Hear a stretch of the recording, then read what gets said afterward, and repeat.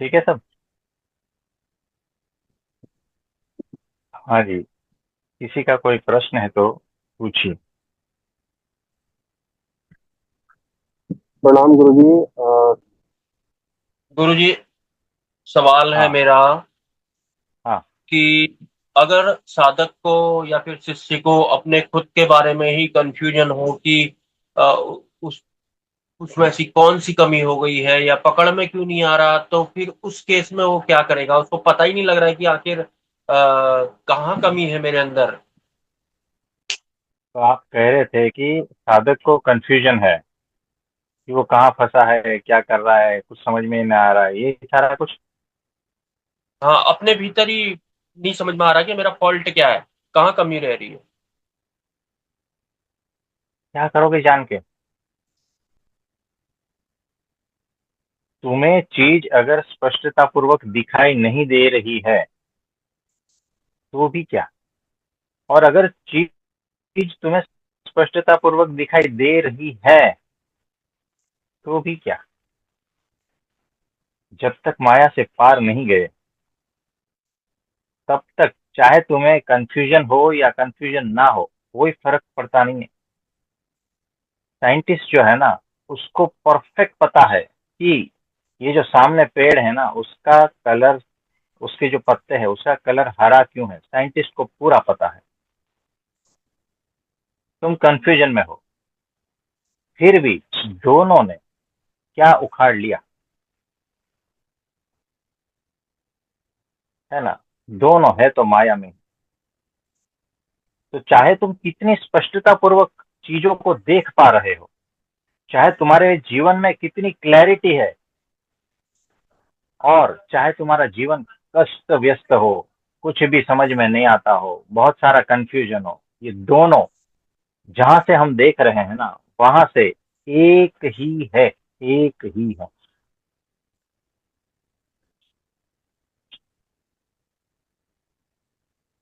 कुछ समझो।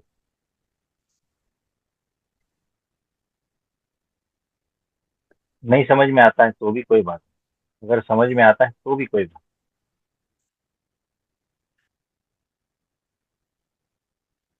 नहीं।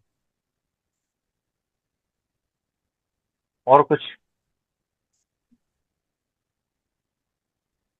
आने वाले टाइम में इसका निवारण तो हो जाएगा ना? अगर हो कोई जाएगा, हो जाएगा। देखो, चाहे आप कंफ्यूजन में हो या स्पष्टता पूर्वक, वो वहां से आएगा, हाथ पकड़ के लेके जाएगा, चाहे आप कंफ्यूजन में हो या स्पष्टता पूर्वक। ठीक है। जी गुरुजी, जो साधक होते हैं उन्होंने अपने ऊपर कोटिंग लगाई होती है, जो उनको पता नहीं होता है कैसे लगा दी, कब लगा दी करके, लेकिन वो उनको हटाने में असमर्थ भी होते हैं। तो कैसे अपनी खुद की कोटिंग वो हटा सकते हैं, अगर हटाना चाहें भी तो?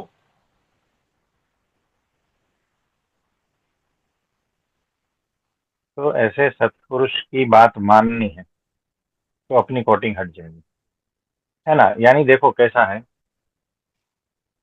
एक बच्चा है, वो कमरे में बंद हो गया है, अंदर से उसने ये लगा दिया है, सत्पुरुष बाहर है, बच्चे को पता नहीं अभी ये जो है लॉक हो गया हूं मैं, किस कैसे खोले, ये सब कुछ नहीं।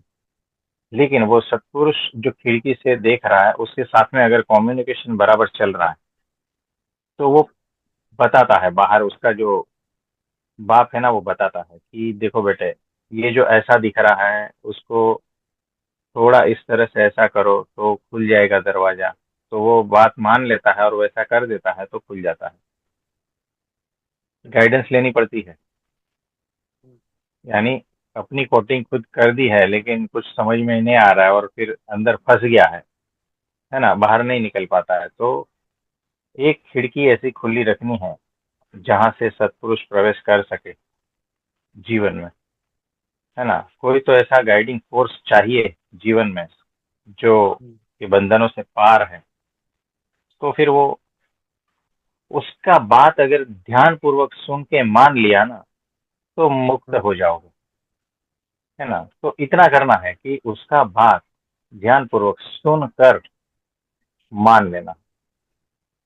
तो वो छोटा बच्चा जो है अपने बाप का बात ध्यान पूर्वक सुनता है और वो उस तरह से एक्शन करता है, अपना दिमाग नहीं लगाता, उसने जो कहा उतना कर देता है, तो उसके बाप के पास बड़ा दिमाग है, उसके पास छोटा दिमाग है। वैसे ही यहाँ जितने भी मुमुक्षु है, जितने भी साधक है और जितने भी सारे गुरु है, वो सबका अपना अपना कुछ ना कुछ भरा हुआ है ना।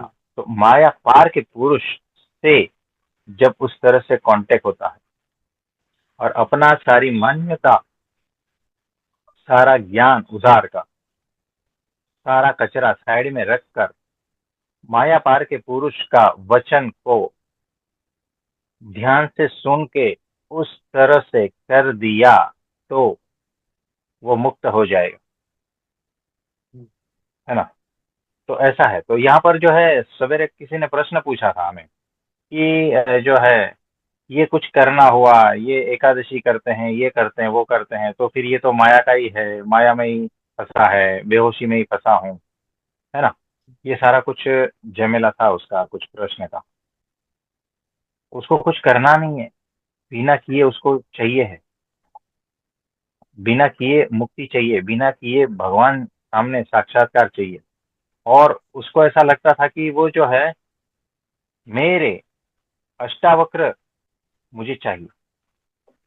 अब पहले जनक बनना पड़ता है ना। जनक का सिर्फ एक ही आवरण बाकी था,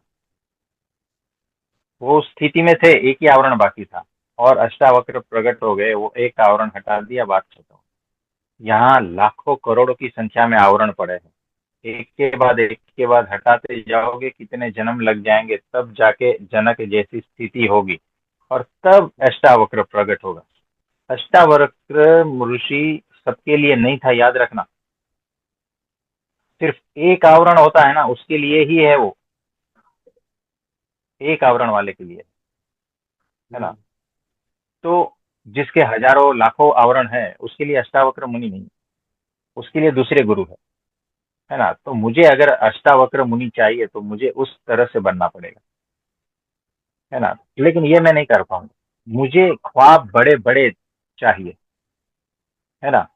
मेरे सपने बड़े हैं, लेकिन मेरी औकात और मेरी हकीकत कुछ भी नहीं है ना। यानी बहुत, मतलब मैं हूं भिखारी,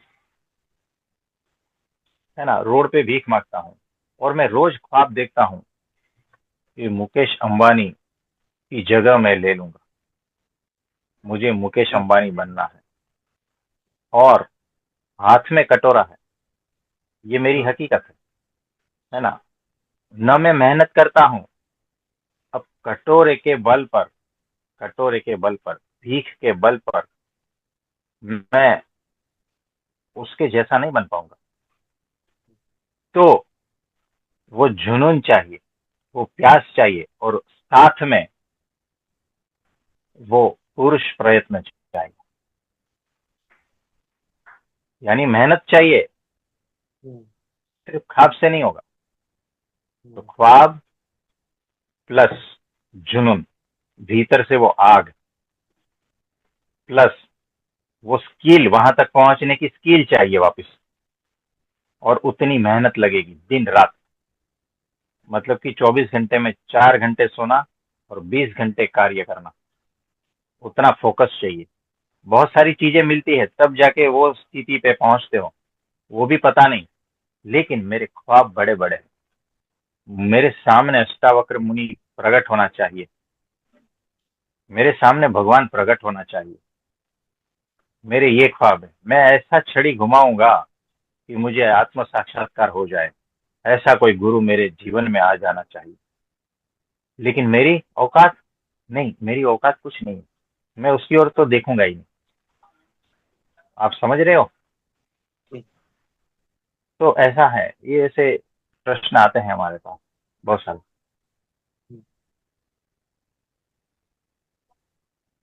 और कुछ पूछना चाहते हो। क्या जो परमात्मा है वो सबसे बड़े रहस्य हैं, जो कभी सुलझे ही ना वैसा रहस्य।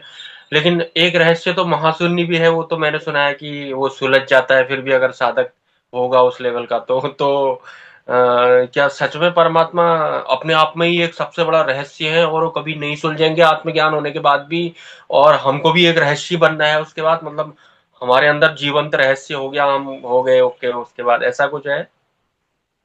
देखो, परमात्मा ऐसा है कि वो हमेशा रहस्य ही रहेगा। क्यों पता है? क्योंकि उसको इतने से ही तो जानोगे ना। और इतने की औकात क्या है बताओ? तो कुछ एक नहीं। छोटा बैक्टीरिया है जो यहाँ पर है, जिसकी कोई औकात ही नहीं है, जिसको माइक्रोस्कोप में देखना पड़ता है, बहुत ही इलेक्ट्रॉन माइक्रोस्कोप, तब जाके वो सब पता चलता है। अब उसके पास क्या दिमाग रहेगा, कितनी इंद्रियां रहेगी, क्या क्या रहेगा, और क्या उसकी ऐसी औकात है कि वो मुझे जान पाए? बताओ। तो उसके लिए तो मैं हमेशा रहस्य ही रहूंगा क्या? नहीं। तो ऐसे एक एक रोम में अनंत कोटि ब्रह्मांड छिपे हैं। एक ब्रह्मांड नहीं, अनंत कोटि ब्रह्मांड ऐसे एक एक रोम में है। और वो जो एक ब्रह्मांड, उसका पूरा रचयिता और ये सारा कुछ जो है, ब्रह्मा विष्णु महेश, उस तरह से चल रहा है। उसमें से एक छोटी सी पृथ्वी, उसमें से एक छोटा सा हम है ना। और हम चल रहे हैं उनको रहस्य को सुलझाने, है ना। यानी जिसका शरीर ही इतना है वो तो अक्षर ब्रह्म है, और उससे पार पर ब्रह्म है, पर ब्रह्म परमात्मा भगवान। उसके रहस्य को हम सुलझाने चले। ये छोटा इंस्ट्रूमेंट जिसकी कोई औकात ही नहीं है उससे, है ना। और हम सुलझा लेंगे, हमने सुलझा लिया। अरे औकात तो देखो, ये अहंकार है और कुछ नहीं। तो जो सब कुछ छोड़ देता है ना, उस रहस्य में पिघल जाता है, एकाकार हो जाता है, बात खत्म हो गई। ऐसा है।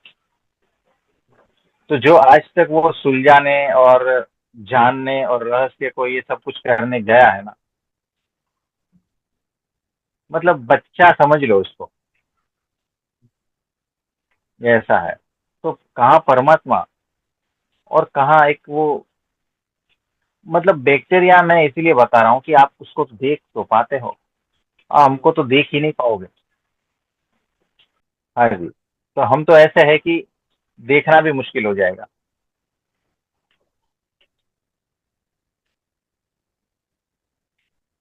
और कुछ?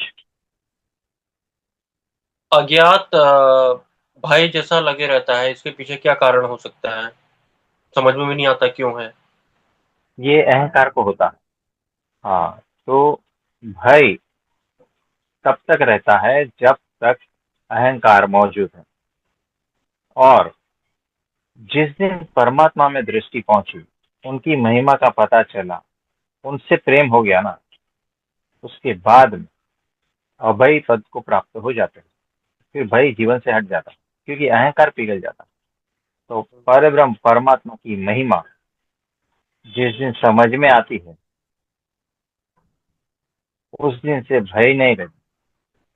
उस दिन के बाद में अहंकार नहीं बचता।